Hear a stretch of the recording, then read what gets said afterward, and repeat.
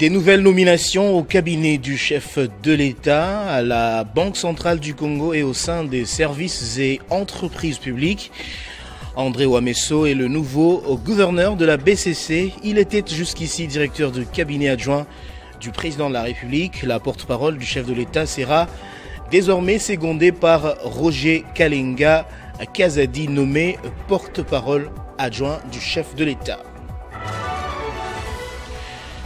Et puis cette triste nouvelle dans l'est du pays, un aéronef de type Bat-Ak de l'ICCN qui survolait l'espace aérien environnant le site historique d'Ishango s'est écrasé mercredi, causant 2 morts dans cette partie du Nord Kivu. L'annonce a été faite par la direction provinciale de l'Institut congolais pour la conservation de la nature. Et puis dans l'actualité également, réapparition du gouverneur du Haut-Katanga, Jacques Kiabula, ce jeudi matin devant la population luchoise. Il était porté disparu depuis plusieurs jours après avoir manqué une convocation à Kinshasa pour des consultations avec le vice-premier ministre en charge de l'Intérieur, Jacquemain Chabani. Nouveau journal sur Télé 50, bienvenue à tous. Ouvrons ce journal par les ordonnances présidentielles lues à la télévision nationale. Des nouvelles nominations signalées au cabinet du chef de l'État, à la Banque centrale du Congo et au sein des services et entreprises publiques. André Ouamesso est le nouveau patron ou gouverneur de la BCC. Il était jusqu'ici directeur de cabinet adjoint du chef de l'État. Tina Salama, porte-parole du président de la République, sera désormais secondée par Roger Kalenga Kazadi, nommé porte-parole adjoint. La série d'ordonnances présidentielles dévoilées le mercredi a révélé une nouvelle vague de nominations au sein du cabinet du président de la République, où plusieurs personnalités rejoignent ou changent des positions dans l'équipe rapprochée de Félix Tshisekedi. À la Banque centrale du Congo, André Ouamesso a été nommé gouverneur. À l'Agence nationale d'aménagement du territoire, Pierre Parfait Beaufoté, président du conseil d'administration, Karine Onyemba, directrice générale, et Jean-Paul Niembo, directeur général adjoint. Le Fonds national d'aménagement du territoire, FONAT, voit à sa tête Camille Kalele, nommé PCA, Jeanne Liboté, DG, et Moïse Moussoulé, DGA. Au Congo Ressources, Léon Kankolongo occupera le poste du président du conseil d'administration, Alda Koulé, directeur général, et Sébastien Impeto, directeur général adjoint. Au Fonds d'intervention pour l'environnement, Félix Tshisekedi a nommé Cédric Ngindou comme président du conseil d'administration, Manassé Ngandi au poste du directeur général et Anthony Ndala comme directeur général adjoint. Au niveau de l'autorité des régulations du marché de carbone, le poste du président du conseil d'administration sera occupé par Jacques Célestin Mouliba. Guy Simba est nommé directeur général et Fifi Likunde en tant que directrice générale adjointe. Au Fonds des promotions de l'industrie FPI, Vicky Katoumoa est reconduite à la tête du conseil d'administration, Hervé Claude Ntumba au poste de directeur général et Blaise Manstaki comme directeur général adjoint. Au Fonds des développements du service universel, Adolphe Kalonda est nommé président du conseil d'administration, Paterne Binene en tant que directeur général et Lepa Marie-Laure directeur général adjoint. À l'Institut des musées du Congo, Prince Kokola est nommé président du conseil d'administration, Simon Siala, directeur général, et Juliette Mongolé, directrice générale adjointe.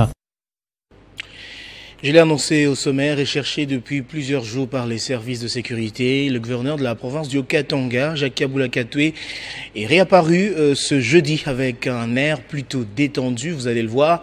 Devant la population luchoise, les supporters de Lupopo ainsi que les militants de son parti, le chef de l'exécutif provincial actuellement remplacé par son adjoint suite à son indisponibilité, a mis fin aux rumeurs autour de sa présence ou non à Lubumbashi. Il était porté disparu depuis plusieurs jours après avoir manqué une convocation à Kinshasa pour des consultations avec le vice-premier ministre en charge de l'Intérieur et Sécurité, Jacquemain Chabani.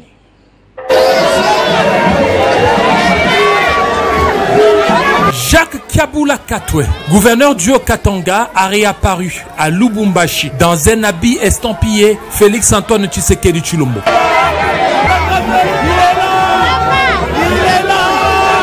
Après plusieurs jours d'absence ayant suscité de nombreuses spéculations, son absence faisait suite à une convocation à Kinshasa par le vice-premier ministre, ministre de l'Intérieur, Jacquemain Chabani, le 8 juillet 2025, pour s'expliquer sur des propos controversés tenus lors d'un meeting le 30 juin à Lubumbashi. Kaboula avait qualifié Joseph Kabila et Corneille Nangaa de compatriotes avec qui les différends devaient être réglés en famille, tout en désignant le Rwanda comme le vrai problème de la RDC. Ces déclarations jugées ambiguës par certains ont provoqué une polémique dans un contexte politique tendu. Kaboula ne s'est pas présenté à Kinshasa, invoquant des raisons de santé, ce qui a conduit à sa suspension le 16 juillet 2025. Son vice-gouverneur, Martin Kazembe, a été désigné pour assurer l'intérim. Les rumeurs sur sa localisation allaient bon train. Certains l'auraient vu en Zambie ou en Afrique du Sud, tandis que d'autres, y compris son parti RDF, affirmaient qu'il était resté à Lubumbashi, souffrant avec ses téléphones éteints sur conseil médical. La Direction générale des migrations avait même lancé un avis de recherche soupçonnant une fuite organisée, potentiellement via Kilela-Balanda, près de la frontière zambienne. Son retour, signalé par plusieurs sources locales et sous les réseaux sociaux, marque un rebondissement dans cette affaire. Cependant, les détails entourant son absence et sa réapparition demeurent un peu flous. Son parti RDF a appelé au calme, réaffirmant son soutien au président Félix Tshisekedi. Aucune déclaration officielle de Kaboula n'a encore clarifié la solution.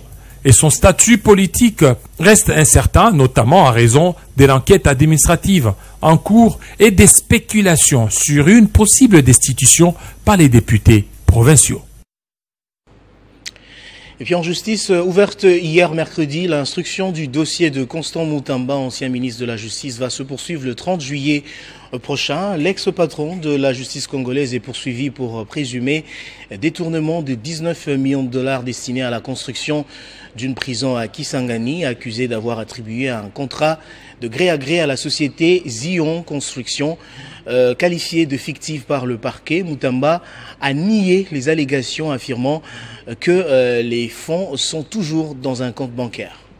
Que physiquement amaigri, Constant Moutamba est resté égal à lui-même. L'ancien ministre de la Justice affirme qu'il paye le prix du combat de toute une génération, sous-entendant son innocence et dénonçant la prétendue cabale dont il serait victime. Constat ce mercredi, avec les yeux de tout Kinshasa braqué en Belgique pour le deuxième mariage du pasteur Marcelo, pas de bain de foule pour celui qui s'est longtemps présenté comme le chef de file de l'opposition, même au sein du gouvernement. Lâché par les politiques, entouré de ses nombreux avocats, l'ancien garde de Sceaux se met déjà à lâcher quelques informations croustillantes pour l'opinion publique. Comme Vital Kamerhe en 2020, dans le cadre du procès 100 jours, il souffle le chaud et le froid, respectant le secret des instructions reçues par le président de la République, mais réaffirmant agir strictement selon sa volonté et celle de sa hiérarchie. À l'entendre, il serait donc victime d'un piège de ceux qui n'ont jamais apprécié son action en une année aux manettes de l'appareil judiciaire congolais. Autre révélation, Constant Moutamba affirme qu'à son arrivée au portefeuille de la justice, il a trouvé un trou de 17 millions de dollars injustifiés sur le compte de Frivao, censé indemniser les victimes de la guerre de 6 jours de Kisangani. Un trou qui ne semblait déranger personne, contrairement aux 19 millions de dollars que lui aurait détournés, mais qui se trouve encore à la banque aujourd'hui. Et puis le ministre des Finances, Doudou Fouambali Koundé, a présidé la cérémonie de lancement de travaux du comité de pilotage chargé du suivi de la mise en œuvre du compte unique du pouvoir central. Cette initiative s'inscrit dans une réforme majeure engagée par le gouvernement congolais en partenariat avec la Banque centrale du Congo afin d'assurer une gestion plus efficace, plus transparente et plus centralisée de la trésorerie publique. Le compte unique du pouvoir central vise à regrouper toutes les ressources de l'État dans un seul compte ouvert à la Banque centrale afin de garantir la visibilité des flux financiers, d'assurer la continuité des opérations de l'État et de réduire le coût de l'endettement. Pour le ministre Doudou Fouambali Koundé, cette réforme doit aussi permettre de mettre fin à ce qu'il appelle l'oisiveté de la trésorerie, la dispersion et à l'inefficacité dans l'utilisation des fonds publics. L'objectif ici est d'assurer une gestion optimale de la trésorerie de l'État, à garantir la continuité des opérations financières de l'État, mais également réduire les coûts de l'endettement ou des emprunts, en mettant fin à un phénomène connu, celui de la l'oisiveté de la trésorerie du pouvoir central. Pour accompagner sa mise en œuvre, un comité de pilotage a été institué par l'arrêté du ministre. Ce comité est composé des deux organes, un comité stratégique présidé par le ministre des Finances et coprésidé par le gouverneur de la Banque centrale et un secrétariat technique composé d'experts issus du ministère, de la BCC, du COREF et d'autres directions spécialisées. Cette réforme va permettre à terme de disposer d'un outil qui va permettre au ministre des Finances aujourd'hui, qui est en charge de la régulation de la trésorerie, d'avoir une visibilité sur les disponibilités du pouvoir central. J'insiste bien du pouvoir central, parce que dans les décrets, on prévoit, au-delà de tous les services qui émargent au budget général, il y a aussi les comptes spéciaux et les budgets annexes et les autres services publics qui émargent au budget général qui sont concernés par cela. Le comité aura pour mission principale de traiter les anomalies, valider les améliorations techniques et réglementaires, proposer des mécanismes de lutte contre la fraude et évaluer les services rendus par la Banque centrale dans les cadres de cette réforme. Dans l'actualité également, signature de l'accord de principe entre la République démocratique du Congo et l'OM23. La coalition de la gauche de Jean-Marc Kabonde réaffirme son exigence d'un dialogue inclusif réunissant toutes les forces vives du pays. Tout en saluant cet accord, elle demande aux deux parties de respecter les termes de cette déclaration pour promouvoir le dialogue afin de préserver les vies humaines. Saluons la signature de la déclaration de principe entre le gouvernement congolais et le mouvement armé AFC M23, ayant opté pour le principe du dialogue et ayant imposé le cessez-le-feu. Demandons aux deux parties de respecter les termes de la dite déclaration pour promouvoir le dialogue afin de préserver des vies humaines. Rappelons notre plan de sortie de crise, un dialogue à deux niveaux, à savoir le dialogue international entre la République démocratique du Congo et le Rwanda, le dialogue national inclusif intercongolais. Considérons que le premier niveau du dialogue s'est matérialisé par la signature d'un accord de paix entre la RDC et le Rwanda, ainsi que par la signature de la déclaration de principe entre le gouvernement congolais et le mouvement AFC M23, ayant débouché sur un cessez-le-feu. Cette étape est un pas important vers le dialogue intercongolais inclusif. Réaffirmons notre attachement aux valeurs républicaines et demandons au peuple congolais de faire barrage à toute tentative visant à contourner le dialogue national inclusif pour des positionnements partisans et personnels au détriment du peuple congolais en général et de la population de l'Est en particulier. Demeurons mobilisés derrière notre peuple.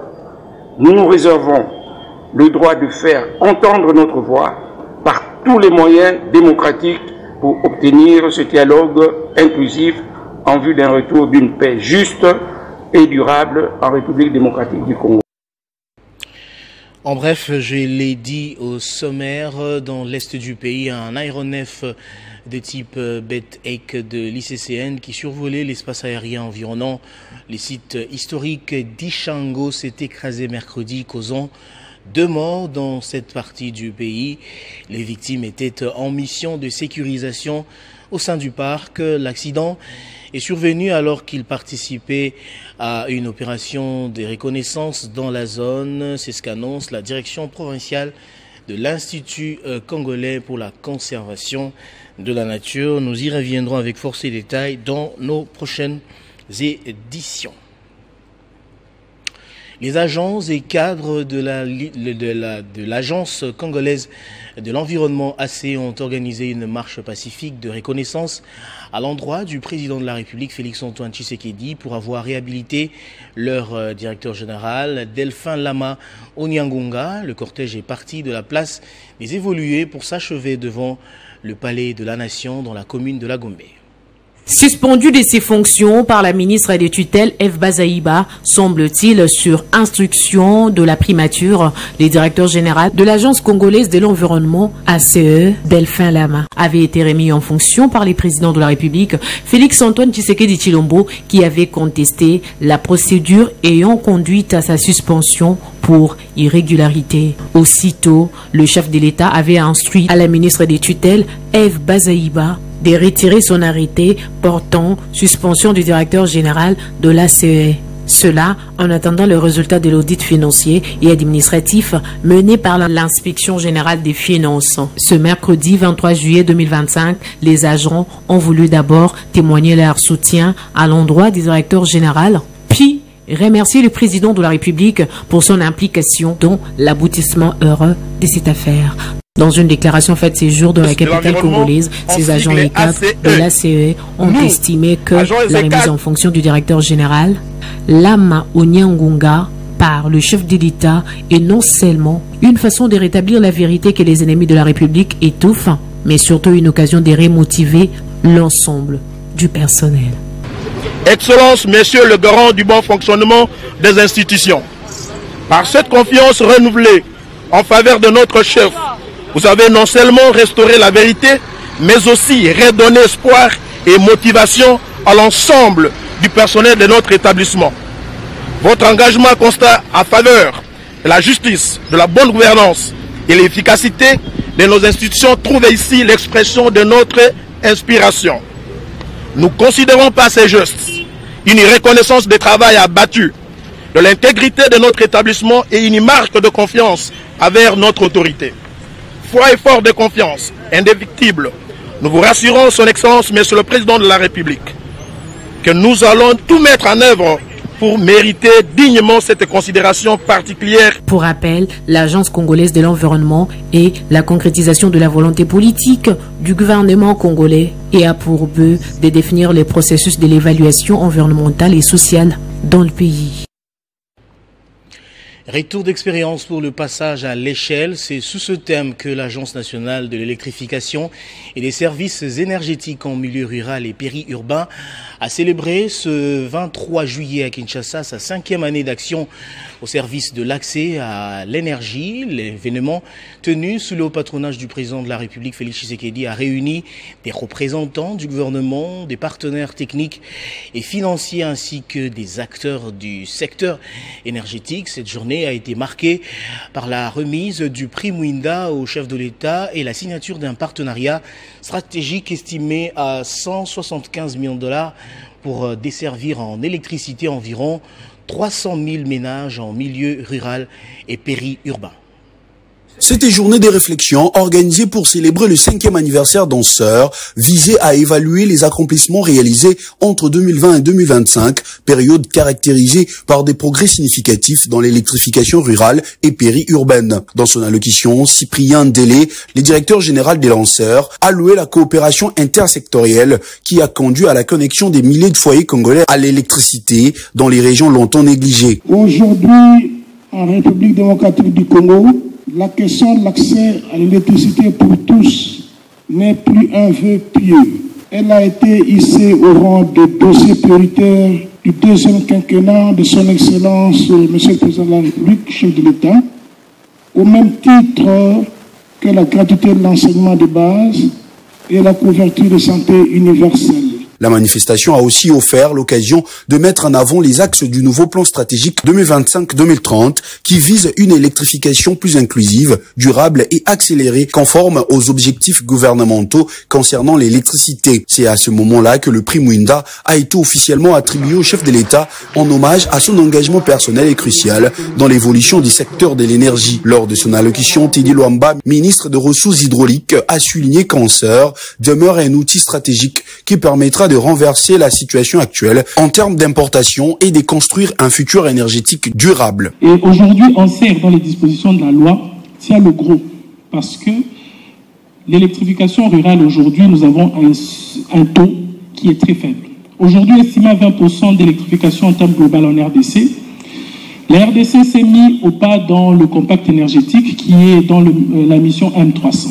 Un autre point culminant de cette journée a été la conclusion d'un partenariat stratégique entre Lanceur et la société Angélique International Limited, avec un coût estimé à 175 millions de dollars. Ce projet ambitieux représente une avancée significative vers l'extension envisagée par l'agence. Lanceur demeure résolu à travailler pour un Congo plus éclairé, équitable et résilient par les biais de l'énergie. Et puis pour terminer, dans le monde, les États-Unis ont annoncé une nouvelle vague d'armes à l'Ukraine. C'est la deuxième du genre depuis le retour de Donald Trump au pouvoir. Le président américain affiche de plus en plus sa frustration vis-à-vis de la Russie et le manque d'avancée pour un cessez-le-feu russe et ukrainien. On conclut mercredi 23 juillet au soir une troisième session des négociations directes à Istanbul en constatant l'éloignement de leur position pour mettre fin à la guerre et ne s'accordant que sur un nouvel échange de prisonniers. Alors que le président Donald Trump a donné un ultimatum de 50 jours à la Russie pour mettre fin à la guerre en Ukraine, les États-Unis d'Amérique viennent d'approuver une nouvelle vente d'armes à Kiev. Il s'agit de la deuxième transaction de ce type depuis le retour de Donald Trump à la Maison-Blanche. Ces nouveaux lots d'équipements militaires estimés à 322 millions de dollars visent à renforcer la défense anti-aérienne ukrainienne. Il comprend des pièces et accessoires pour les missiles Hawk estimés à 172 millions ainsi que des véhicules blindés Bradley estimés à 150 millions. Comme le veut la procédure, la vente a été notifiée au Congrès pour approbation. En début de semaine dernière, Donald Trump s'est engagé à intensifier le soutien militaire à Kiev via l'OTAN, tout en poussant les deux camps vers une sortie diplomatique. Il rend ainsi la stratégie d'aide massive menée par son prédécesseur Joe Biden. Pendant ce temps, Russes et Ukrainiens se sont retrouvés ce mercredi à Istanbul pour une troisième session des négociations directes. Un accord sur un nouvel échange de prisonniers a été conclu, mais les discussions ont mis en évidence un profond désaccord entre les deux parties sur la fin du conflit. Place au rappel des titres à présent. Des nouvelles nominations au cabinet du chef de l'État, à la Banque centrale du Congo et au sein des services et entreprises publiques. André Ouamesso est le nouveau gouverneur de la BCC. Il était jusqu'ici directeur de cabinet adjoint du chef de l'État. Dans l'est du pays, un aéronef du type Bet-Ek de l'ICCN qui survolait l'espace aérien environnant les sites historiques d'Ishango s'est écrasé mercredi, causant 2 morts dans cette partie du Nord Kivu. C'est ce qu'a annoncé la direction provinciale de l'Institut congolais pour la conservation de la nature.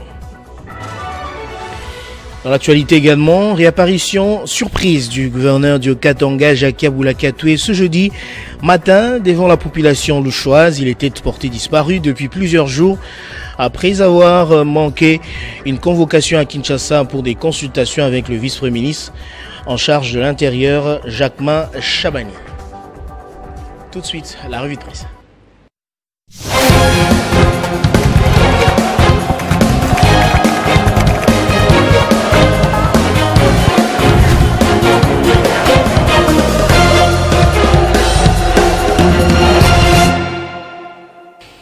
Et c'est avec Moïse Chamala qui me rejoint sur ce plateau et à qui il dit bonjour et bienvenue.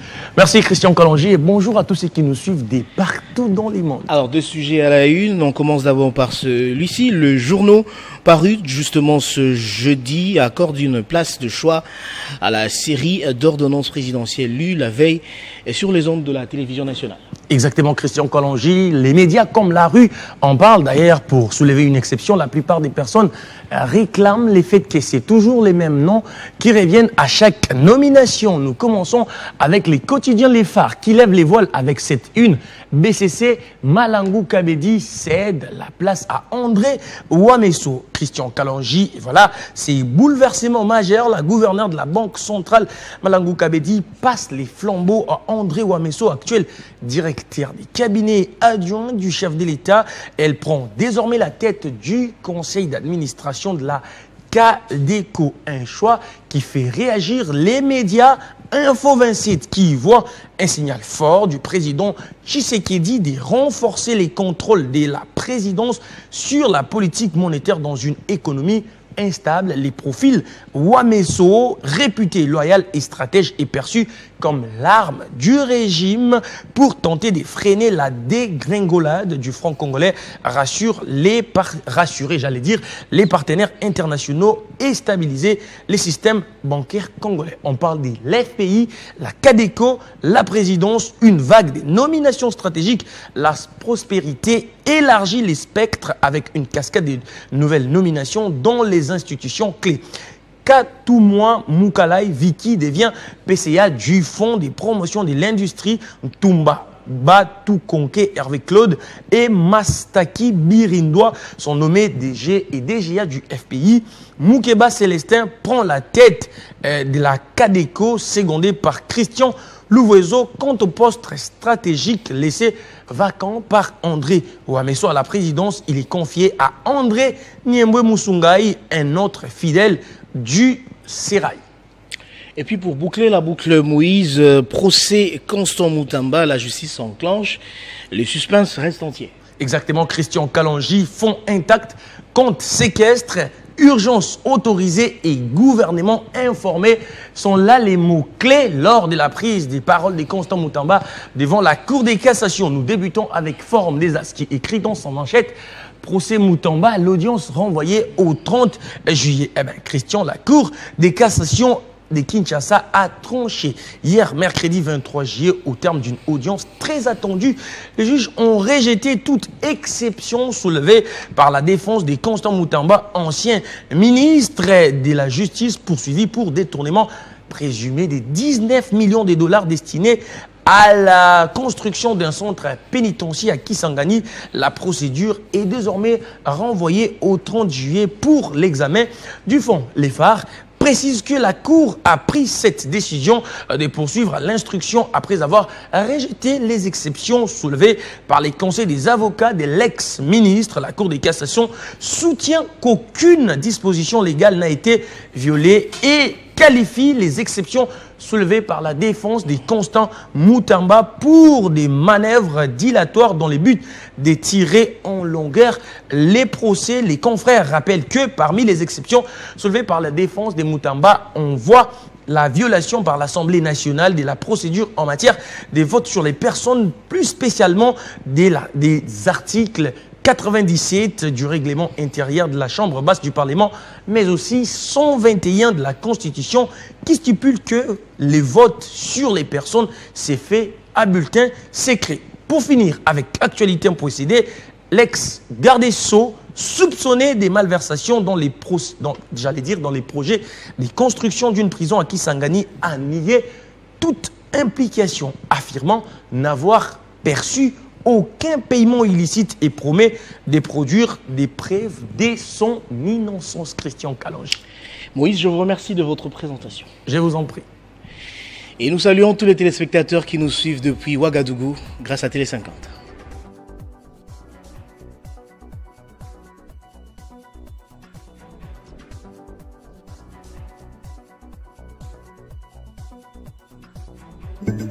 Retrouvez toute l'actualité en continu sur www.tele50.cd.